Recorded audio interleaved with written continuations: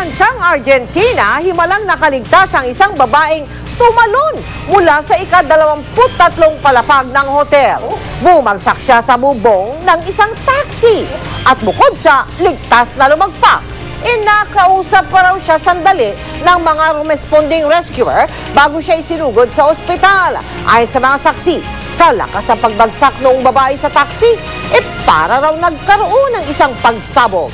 Nasa intensive care unit ngayon ang babae na ayaw pangalanan ng mga otoridad. Hindi naman malinaw kung bakit nagpatihulog yung babae.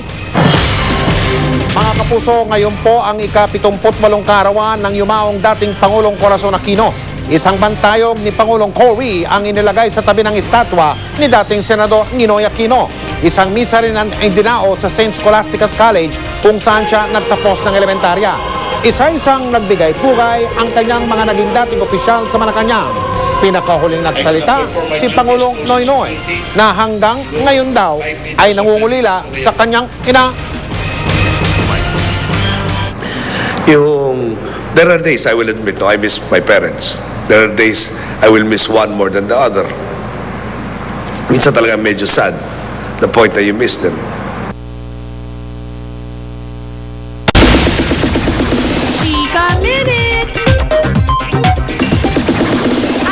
Na leading ladies ang nakakissing scene ni Richard Gutierrez sa pelikula niyang My Valentine Girls. At pinakamatagal daw ang kay Solen Yusaf. Nadala nga ba ang dalawa sa kanilang eksena? Makichika kay Lars Santiago. Sa tatlong huling araw ng shooting ni Richard Gutierrez para sa Valentine movie ng GMA Films at Regal Entertainment na may Valentine Girls, tatlong leading ladies din ang nakakissing scene ng aktor. Tinutokso ngayon si Richard na pinakamaswerteng lalaki sa balat ng lupa. Ano naman kaya ang pakiramdam ng makipag-kissing scene sa leading ladies niyang si Narian Ramos, Lavi Po at Solen Yusaf? Ang kissing scene niya kay Eugene Domingo ay nakuna na noong nag-uumpisa pa lang ang shooting. Iba-iba yung feeling, iba-iba yung pakiramdam. Pero dahil nga sunod-sunod kong ginawa sa sunod-sunod na mga araw, parang surreal, parang wow.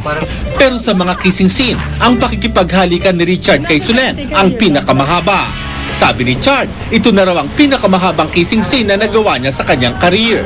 Hindi lang maraming take at maraming anggulo ang kinunan sa kanila ni Solen, kundi talaga raw matagal ang eksena. Kami naman kasi ni Solen, hindi rin kami nagtatanong or anything, pero so nung nag-take na kami, tuloy-tuloy lang hanggat sa mag-cut si Direk, and then ang tagal mag-cut ni Direk.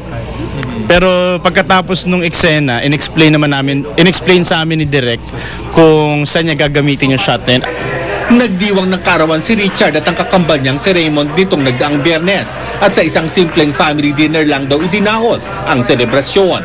Sa mga birthday gift para kay Chard, ang painting ng portrait niya na ginawa ni Solen, ang isa sa itinuturing ni Richard na espesyal. Ngayon, I think si Solen nga is working on the painting that she said na gagawin niya. Pero alam mo kasi hindi madali gumawa nun, di ba? So, no rush naman kung ano man. Kung kailan naman matapos yung painting, then I'll just accept it. 3 linggo na lang at Valentine's Day na, pero single pa rin si Richard. Ano kaya ang plano niya sa araw ng mga puso? I think I'll be working on Valentine's Day. Iikot kami sa mga sinihan, kasama yung mga leading ladies ko. So, 4 ang kasama ko sa Valentine's Day. So, napaka-swerte ko naman. Lars Santiago, updated sa Showbiz Happening. Inabangan ng mga manonood ang pilot episode ng Telefantasyang Machete kagabi at ang love story ni na Machete at Aguinaya. Totoo bang nadadala na ni Aljur Abrenica at Bella Padilla sa tunay na buhay? Makichika kay Aubrey Carampel. Pamilya, mga kabataan, mga babae at maging mga barako tumutok sa Machete. Bukod sa magandang kwento, hinangaan din ang magandang pangangatawan ng bidang si Aljur Abrenica. Magandang Machete yun. Sa titul sa mga dating naging Machete, mas okay nga. Mas bagay siya nga. Si Aljur. Aljur. Machete diet nila ako. Machete diet ka na rin. Naingit ka sa abs ni Aljur. Naingit. Kaingit nga eh. Maganda yung storya niya eh. Yung love story nila. Parang sa simula, parang nakakaiyak. Ang cast, time out muna sa taping para mapanood ang unang pag-ere ng Telefantasya. Nag-set up pa sila ng widescreen para makapanood ang buong production staff. Maraming salamat po sa suportang ibinigay ninyo at handog po namin to sa inyo lahat. Sana patuloy niyo pong suportahan at asahan po ninyo hanggang sa matapos ang Machete, hindi po namin kayo bibiguin.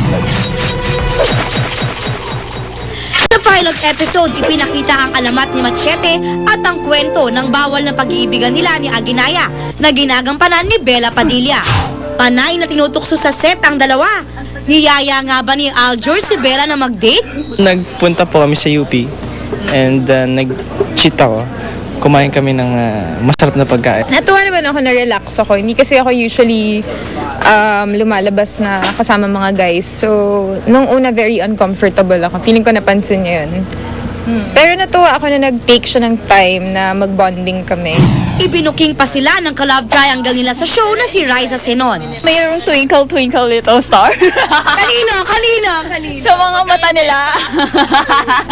Aubrey Carambel updated sa Showbiz Happenings. Mga kapuso, abangan nyo po ang full trailer ng My Valentine Girls right after 24 oras. Handog po ng GMA Films ang pelikulang ito at sure na pakikiligin kayo niyan sa darating na Love Month. At yan po mga chikang baon ko today. Tutok uli bukas for the hottest in showbiz dito lang sa Chika Minute. Ako po si Pia Guanyo. Mel, Mike? Salamat, Pia. At yan po mga balitang aming tinutukan sa nakalipas sa 24 oras. Maraming salamat sa inyong pagtitiwala mula sa tahanan ng katotohanan. Ako po si Mel Tiangco. Ako po si Mike Enriquez. Ito ang GMA. Walang kinikilingan, walang pinoprotektahan, walang kasinungalingan. Walang bahid politika, serbisyong totoo lamang. At dahil hindi natutulog ang balita, Nakatutok kami 24 oras.